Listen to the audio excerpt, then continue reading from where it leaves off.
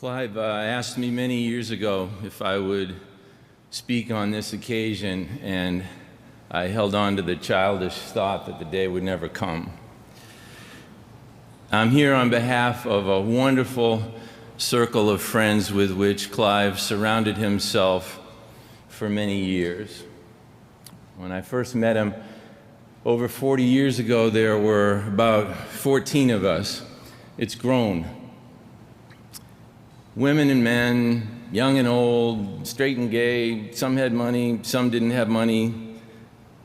The common threads were warm human decency and not too normal. And I've never seen anyone assemble a network of friends remotely like it.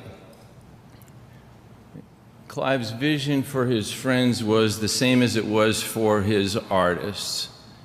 He rooted for your self-actualization, and he labored to help you achieve it. His friendship was generous. He took us on fantasy trips, the likes of which most of us could never have dreamed.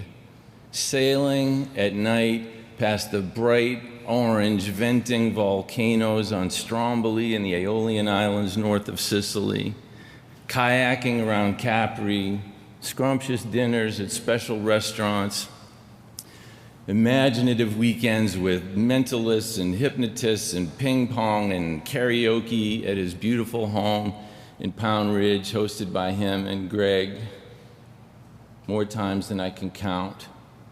Thank you, Greg. That generosity was concerned.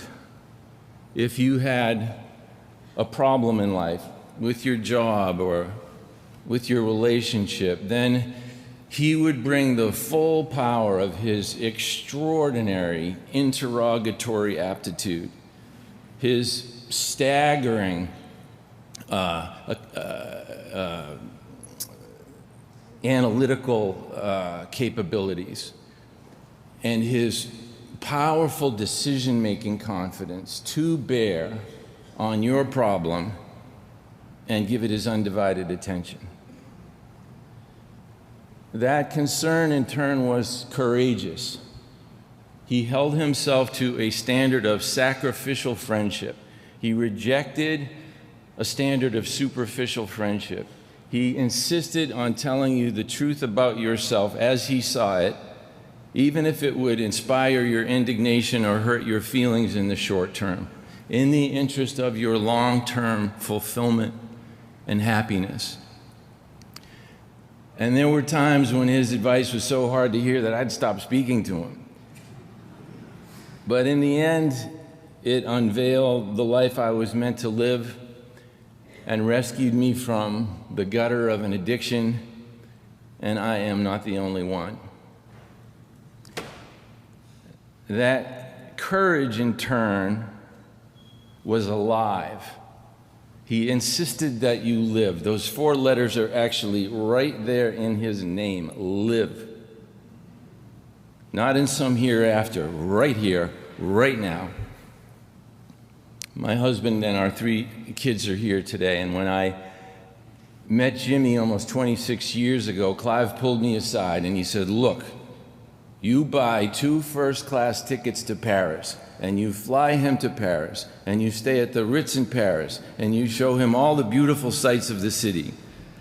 And I had many reasons why this was inconvenient, impractical, and unnecessarily expensive. And, Clive lambasted me as he could. "Forget about your reasons. This is a once-in-a-lifetime opportunity. You have to seize it." And a week later, when I saw Jimmy in tears at the sight of the Eiffel Tower before him for the first time, it stole my heart. And I saw the stakes that Clive had recognized well before me, and mine were not the only stakes that he was first to recognize.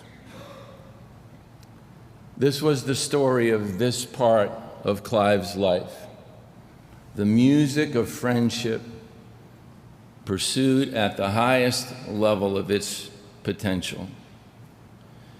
Fred and Lauren and Doug and Mitch. It was big of you to share all of this time with us without complaint. The generosity in his blood runs in your veins as well.